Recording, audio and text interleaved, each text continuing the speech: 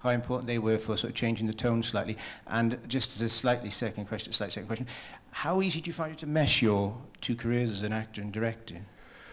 In answer to the first question, I think we all felt that it was crucial that there was a lightness of tone. We obviously, as you can tell, we tried to take the job of producing this piece of entertainment as seriously as possible, but we definitely wanted to not have the film take itself too seriously. We wanted the film, the characters in their way, to have a sort of twinkle in their eye, but we didn't want to mock them or second guess them. So it was a very, very delicate thing to do.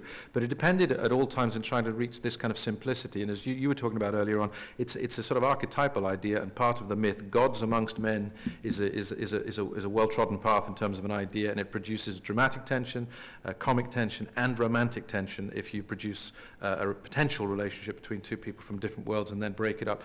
So it became the way to accept all of these different tones. If you want a movie in which you hope people might be thrilled in the cinema by 6 warriors galloping on horses across a rainbow bridge in the middle of outer space, then you need at other points in the movie a sort of sense that we are celebrating that, loving it, but we're not necessarily saying that we absolutely think that that's occurring even as we speak. But as Jane Foster says, with passion and sometimes with humor, magic is just science we don't understand yet.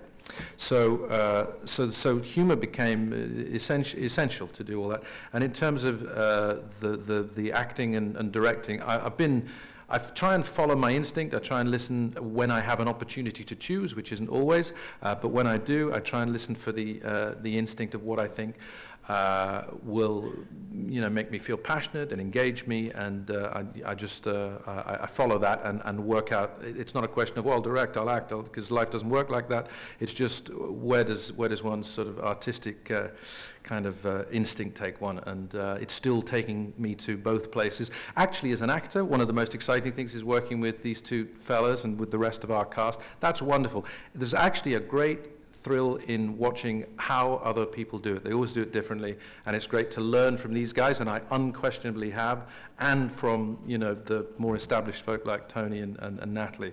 As an actor, actually, that's a great privilege. It sends me back into actually acting with fantastic relish and ready to steal everything that I've learned from these guys.